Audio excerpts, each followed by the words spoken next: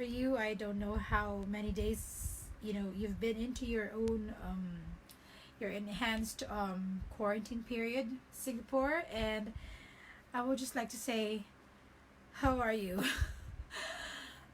Well, on my end, I'm a bit overwhelmed already, being inside the house and being so contained.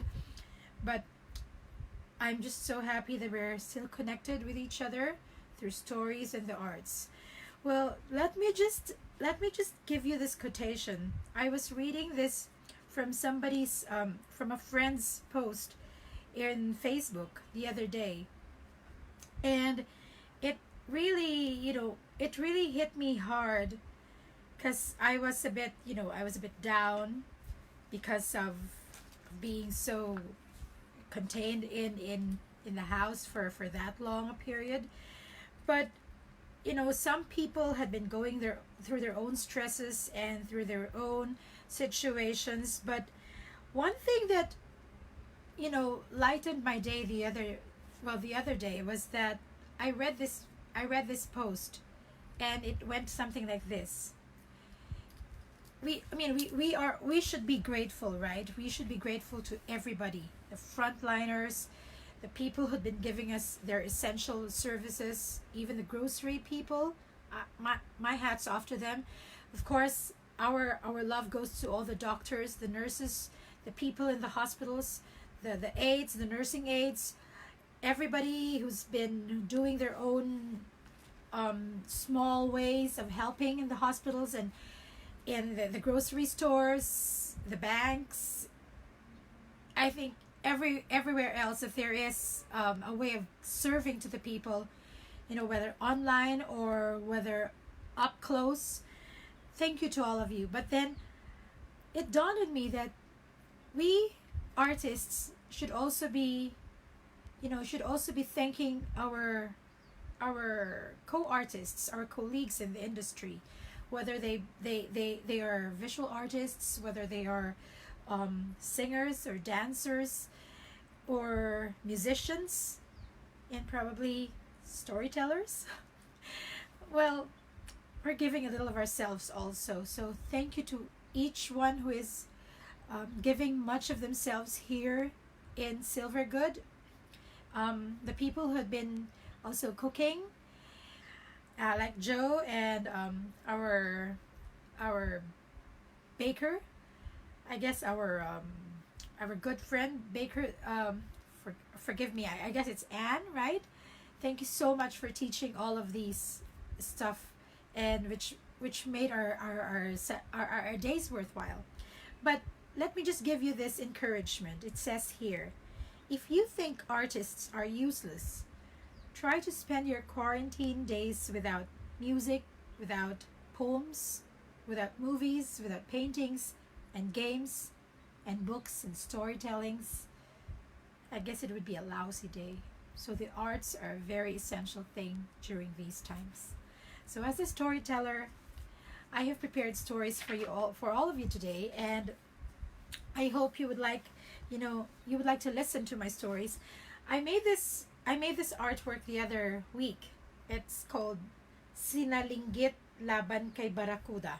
It's a contemporary Filipino children's story, and talks about two main characters, which is that of Linggit. That's Linggit, so I placed his name there, Linggit. And this is Baracuda, the big fish, Baracuda. So that's Baracuda. And this is in the story entitled Sinalinggit Laban kay Baracuda. So in English, it means Linggit against Baracuda. Okay? So this is my story. It's coming from an Aklat Batibot, and I would just like to show you. It's actually retold to us by Tom F. Agulto and Rene O. Villanueva. And the pictures in this book are done by Boboy Calieja. Okay, so are we all set with my story entitled Sinalinggit Laban kay Baracuda? Okay, are we all set with that one? I'll show you the illustrations. Okay, I'll show you the illustrations. And here are, okay, here's of this book?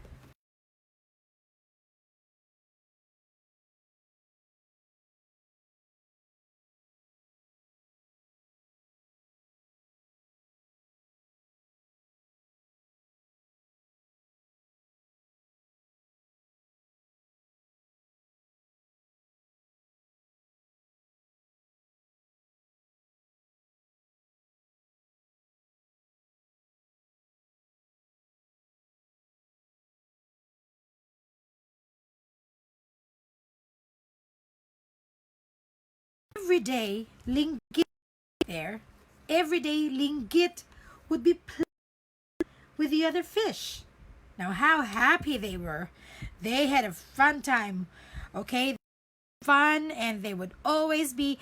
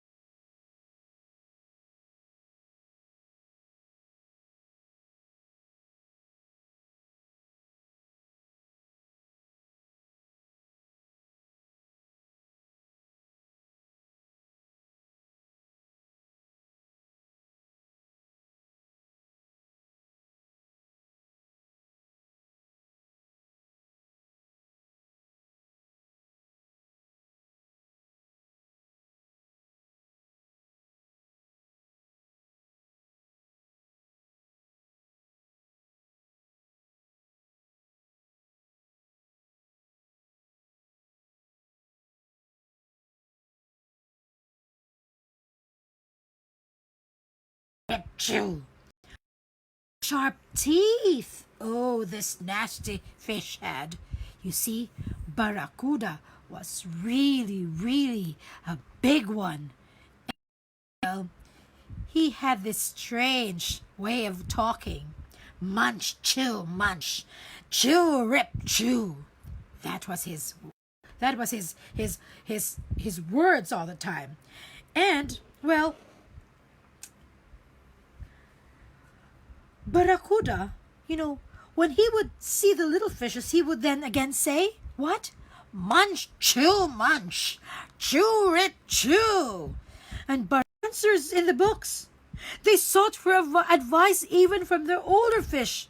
And Linggit even said, hey, excuse me, grandfather fish, what can we do with Baracuda? He's